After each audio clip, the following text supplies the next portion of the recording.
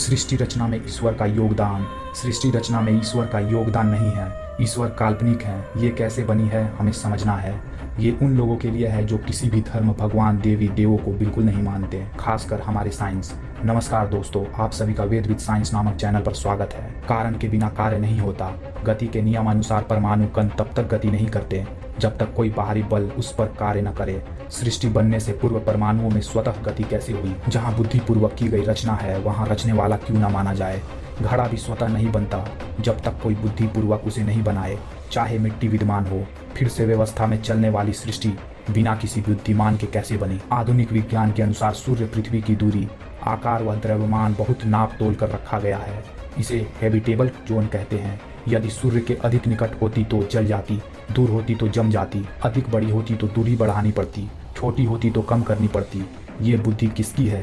क्या जड़, पृथ्वी व सूर्य ने स्वयं तय कर लिया है इस आकार की बन जाती हूँ और इतनी दूरी पर स्थित होकर इस दिशा में इतनी गति से घूम लेती हूँ? धरती का एक चंद्रमा है, इसकी दूरी, आकार व द्रव्यमान भी सटीक रखा गया है। और एक ही क्यों? कोई भी ना होता तो ऋतुएं ना होती, अनेकों कारक ना होते, फिर धरती स्टेबल भी ना होती, जीवोत्पत्ति लायक ना होती। एक से अधिक होते तो ऋतुएं गड़बड़ा जाती, आकर्षण बल से सदैव ज्वार भाटे तूफान आते, फिर धरती स्टेबल भी ना होती, जीवोत्पत्ति लायक ना होती। ये बुद्धि किसकी थी?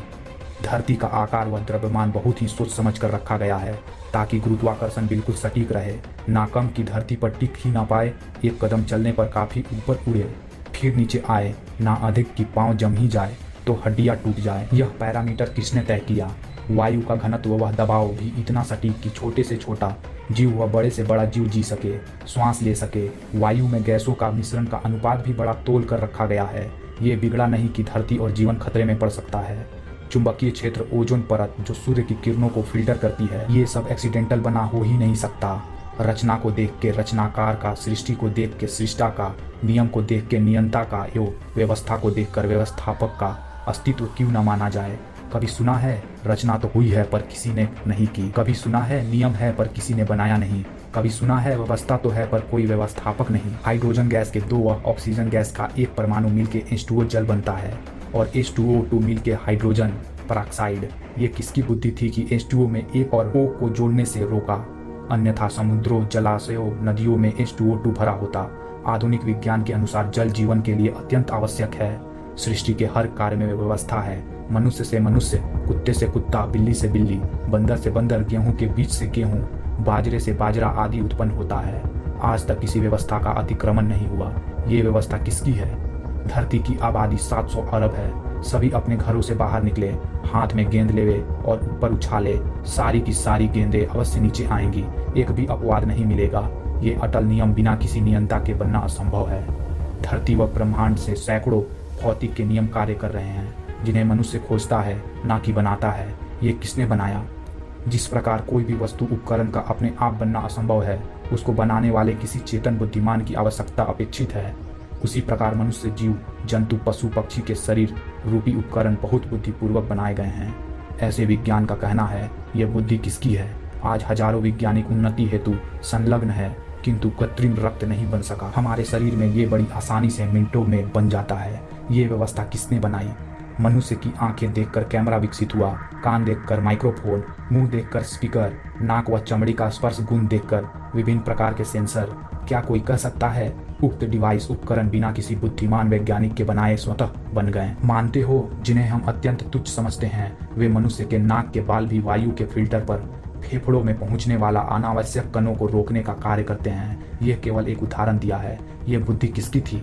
ईश्वर को केवल इसलिए नकार दे कि वह दिखाई नहीं देता, तो महाशय परमाणु, इलेक्ट्रॉन, प्रोटॉन, न्यूट्रॉन किसने देखा?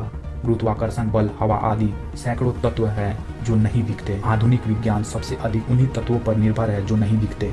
और फिर सुख, दुख, भूख, प्यास आदि अनुभूतियां नहीं दिखती, इस पर भी कोई उन्हें नहीं झुठलाता। जानवरों और मनुष्य में 3 मुख्य अंतर हैं: ज्ञान, बुद्धि, वाणी व उत्तम शरीर रचना। कहिए बंदरों में ये कैसे विकसित हुई? ज्ञान नैमित्तिक गुण है, स्वाभाविक नहीं। मनुष्य के बच्चे को क्या ज्ञान न देवे तो स्वतः ज्ञान होना असंभव है।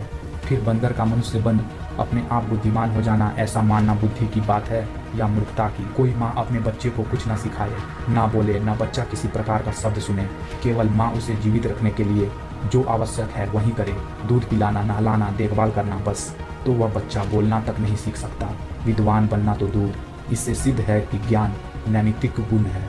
बंदर ज्ञानी कैसे हुए? और फिर आज क्या पेड़ों पर कूदने वाले बंदर नहीं हैं?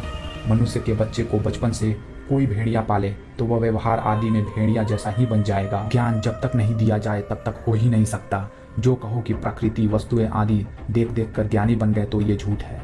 आज भी धरती पर लाखों जंगली प्रजातियां हैं तो मनुष्य, किंतु ज्ञान दिए बिना मूर्ख रहते हैं। उक्त प्रकार से संक्षेप में ईश्वर के विषय में विवेचना की है। निष्पक्ष होकर विचारें।